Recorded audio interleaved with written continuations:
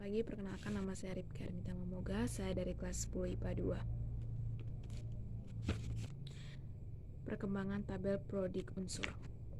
Setelah Robert Boyle memberi penjelasan tentang konsep unsur, Antonia Laurent Lovers pada tahun 1769 menerbitkan suatu daftar unsur-unsur. Lovers memberi unsur-unsur dalam unsur-unsur logam dan non-logam. Pada waktu itu baru dikenal kurang lebih 33 unsur. Pengelompokan ini merupakan metode paling sederhana. Pengelompokan ini masih sangat sederhana karena antar unsur-unsur logam sendiri masih banyak perbedaan. Akan tetapi hal ini masih banyak kelemahan. Pengelompokan ini masih terlalu umum karena dalam unsur logam maupun non-logam masih terdapat sifat-sifat unsur lain. Oleh karena itu muncul beberapa teori dan hukum tentang pengelompokan unsur seperti berikut. Hukum triad dari Dobeiner. Pada tahun 1829, Johann Wolfgang Dobeiner mengelompokkan unsur berdasarkan kemiripan sifatnya ke dalam 3 kelompok yang disebut triad. Pengelompokan unsur triad yaitu Li, Na, dan K, Ca, Sr, dan Ba, Cl, Br, dan I, S, Se, dan Te, Mn, Cr, dan Fe. Dalam triad, sifat unsur kedua merupakan sifat antara unsur pertama dan ketiga seperti contoh di bawah ini. Teori yang diungkapkan oleh Dobeiner ternyata tidak sepenuhnya benar. Teori yang dikemukakan memiliki kelemahan. Teori triad Dobeiner faktanya hanya berlaku untuk beberapa kelompok unsur yang dikenal pada masa itu. Setelah ditemukan unsur-unsur baru, ternyata tidak bisa diaplikasikan. Tidak sampai di situ, jika pengukuran lebih akurat dilakukan pada masa atom, masa unsur yang berada di tengah tidak benar-benar merupakan rata-rata dari masa atom elemen pertama dan ketiga. Hukum oktav dari Johann Newlands. Pada tahun 1865, Johann Newlands menyusun daftar unsur yang lebih banyak melibatkan unsur-unsur yang sudah dikenal pada saat itu. Susunan Newlands tersebut menunjukkan bahwa bila unsur-unsur disusun berdasarkan kenaikan massa atomnya, maka setelah atom di ke-8 akan didapatkan unsur yang mirip dengan unsur pertama. Unsur ke-9 sifatnya mirip dengan unsur kedua dan seterusnya. Kecenderungan tersebut dinyatakan sebagai hukum oktav Newlands sebagai berikut. 1. Jika unsur-unsur disusun berdasarkan kenaikan massa atom, maka sifat unsur tersebut akan berulang setelah unsur ke-8. 2.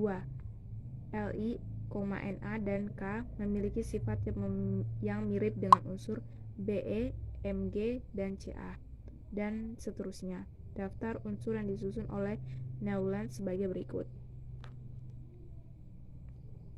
Kelemahan hukum oktav Newlands sebagai berikut. A. Hukum oktav ini juga mempunyai kelemahan karena hanya berlaku untuk unsur-unsur ringan. Jika diteruskan, ternyata kemiripan sifat tersebut dipaksakan. Misalnya Jn merupakan sifat yang cukup berbeda dengan Be, Mg, dan Ca. B. Hukum oktav Newlands hanya berlaku untuk unsur-unsur dengan massa atom hanya rendah di bawah 40. Tabel prodik bentuk pendek dari Mendeleev dan Lotte-Meyer.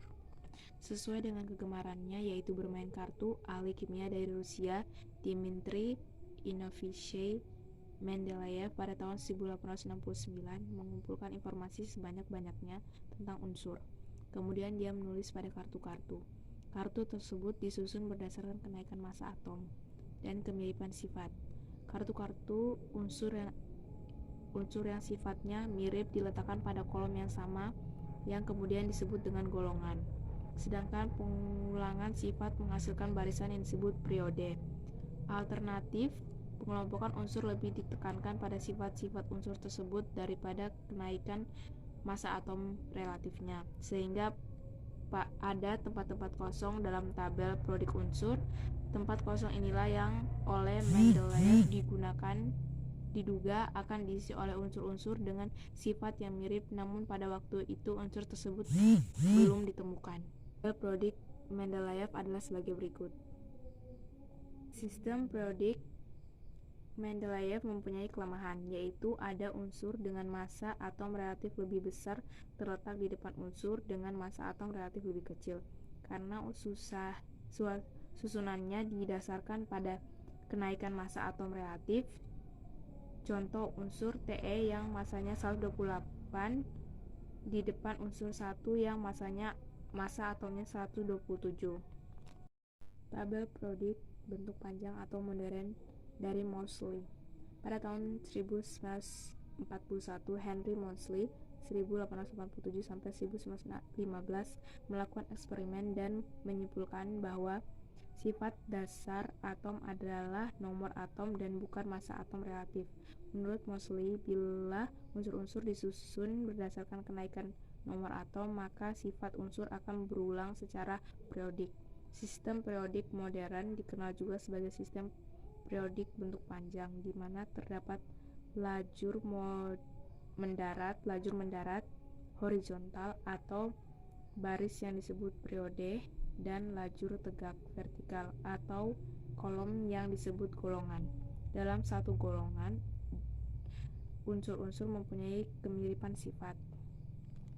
Periode adalah baris dengan nomor atom yang urut dari kiri ke kanan. Periode juga menyatakan bahwa kulit atom yang terisi elektron. Dalam tabel periodik unsur terdapat 7 periode yang distribusinya ditunjukkan dalam tabel sebagai berikut.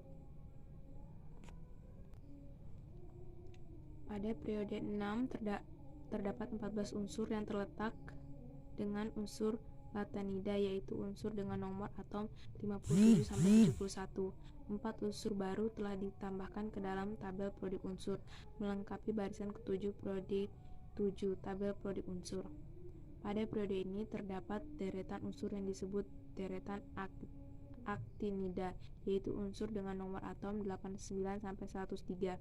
Deretan latinida dan aktinida diletakkan pada bagian bawah tabel periodik. Berikut ini tabel periodik modern terbaru. Sekian penjelasan dari saya tentang tabel periodik unsur. Terima kasih.